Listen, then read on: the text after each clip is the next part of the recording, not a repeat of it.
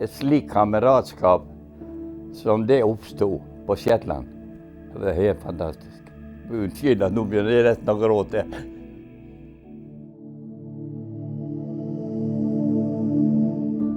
Ja, det var den gangen. Sånn så det ut når jeg kom hjem.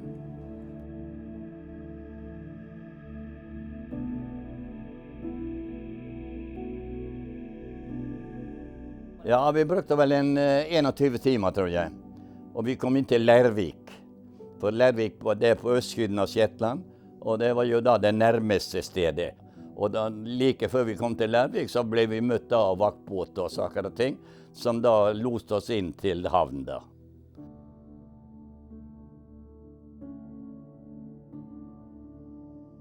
Jeg gikk opp på kontoret, og sa hvem jeg var og alt sånt. Og at jeg hadde jo da kommet over med båt, og at jeg hadde ført båten der, og at jeg hadde hørt at det var en avdeling som gikk på Norge med tilsvarende skøyter. Ja da, det ble tatt imot med åpne armer, for det var akkurat slike de trengte, at du var kjent på kysten.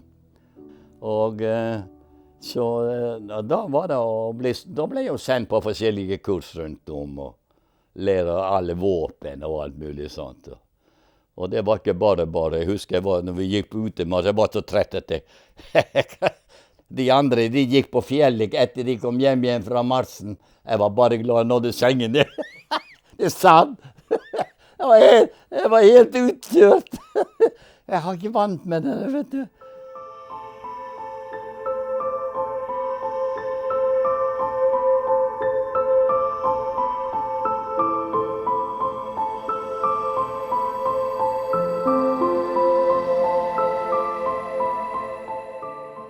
Den gangen der, da bodde vi ikke på skøytene.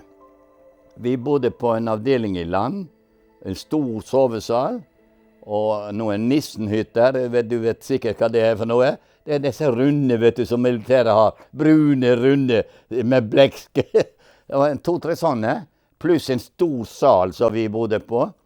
Og så var det da stor matsal, og vi hadde norske kokker og alt sånt som stelte for oss. God mat, så det var ikke noe problem der. Og det var litt av en overgang der for oss å komme over der og få spise hvit brød hver eneste dag. I stedet for dette sure brød vi fikk hjemme her. Det er ting som sitter igjen, altså. For det var så uvirkelig på en måte. Ja. Men så var det når turene kom da, så fikk vi da mat med oss. Så da måtte vi bare, og det var så regel kaffe og skiver og brød og pålegg og sånne ting. En annen ting er at det var ikke hver dag vi kunne spise skikkelig heller. På skøytene, og det, vet du, vi gikk jo bare høsten, vinteren og våren. Og det var jo da ruskeværet var. Og da til å ligge ute med skøytene, vet du, så måltidene var noe sånn bare passelig. Det var ikke sikkert du fikk noen kasset jo det du hadde spist. Vi brukte også forskjellige navn, det gjorde vi. Det brukte jeg også. Ja, hva var det jeg brukte da?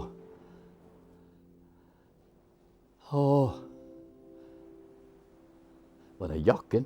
Jeg tror du vet, etter Jakob. Jakken, tror jeg. Og det ble jeg kalt etter å komme hjem, og det var det beste.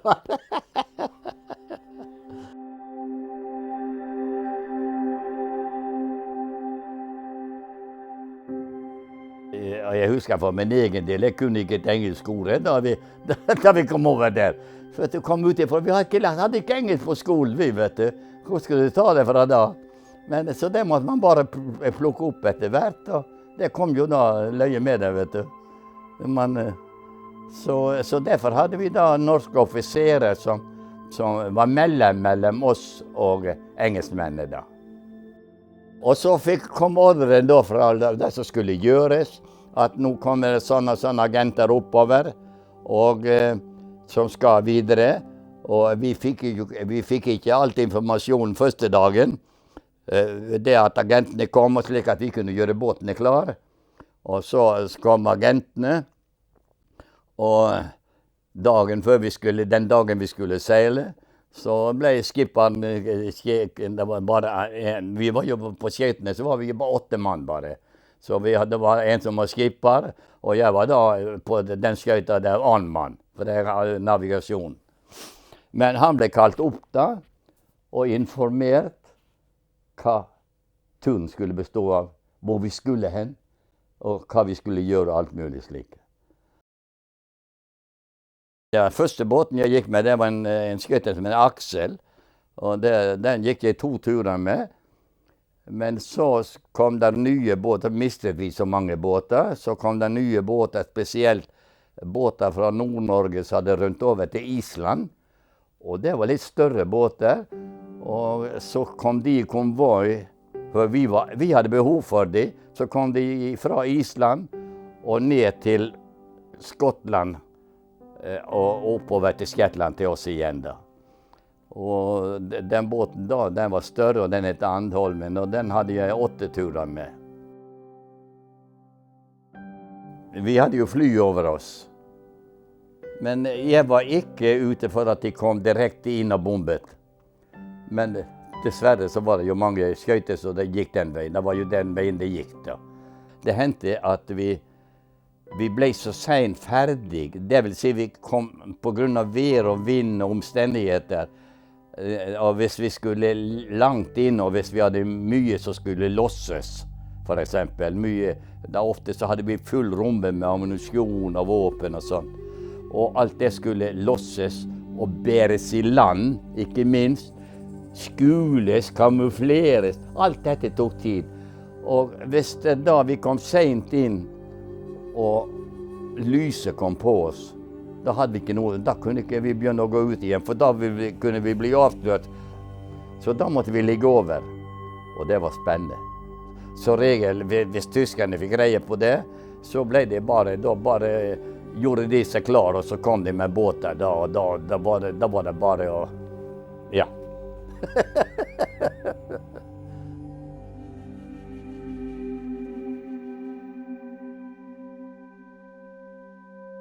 Vi spurte aldri ut flyktningene. Det kunne bare vært tilfeldig, sånn, vi hører på stemmen hvor de kom fra og sånn. Men hvorfor de måtte flykte, hva de hadde gjort og alt sånt, nei, det hadde ikke vi noe med å gjøre. Og det var en fordel for oss å vite minst mulig om det. Vår jobb var å hente de, få de over og trykt over. Det var hva de hadde vært med på, det var deres business. De var jo så spente, vet du. De var så spente, og det som vi husket mest, det var at vi var jo forberedt på at vi måtte ha mye mat med oss. Hvitbrød. Det jeg husker, når de kom ned i messa, og vi serverte, eller stueten serverte kaffe og hvitbrød med pålegg. Det var himmelen for de der kvelder. Ja.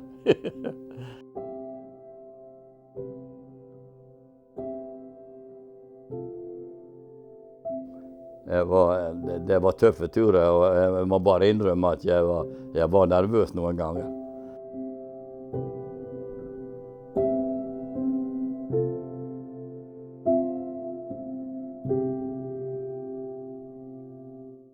Og så var det da den norske marine gikk på jakt etter båter, og fant noen typer borte i statene, og de var bygget av kryssfinner. Overbygget var også kryssfinner. Så når skjøene brøt innover oss og traff overbygget, så ga kryssfinner, det gikk ikke i stykker, det ga etter. Kryssfinneren ga etter, og derfor var det bygget på den måten. Ja. Derimot hadde vi noen stålkonstruksjoner på fordekket som skulle møte skjøene. De ble stått inn. Men det tynne kryssfinneret som var veggene ut mot, det holdt, det bare ga etter. Og når skjøen forsvant igjen, så kom det tilbake til normalt. Helt fantastisk.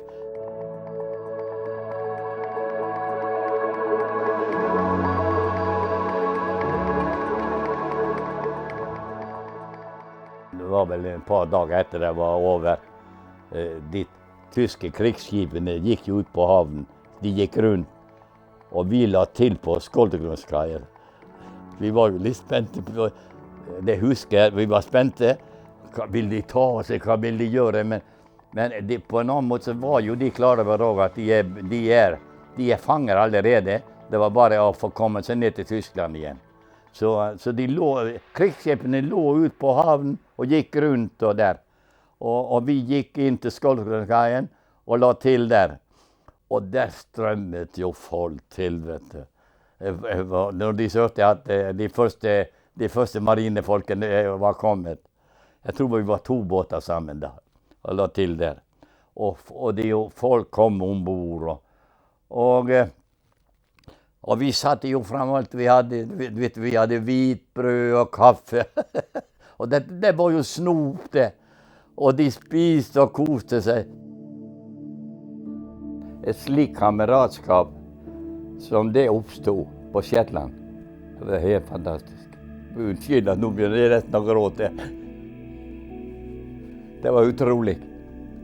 Alle visste at ok, nå går vi ut, det er ikke sikkert vi kommer tilbake. Vi var i samme, og jeg tror det var det som gjorde det. Vi var i samme båt, alle måtte lite på hverandre på en måte. Alle hadde gjort jobben sin og ferdig med det. Uff. Ja, ja.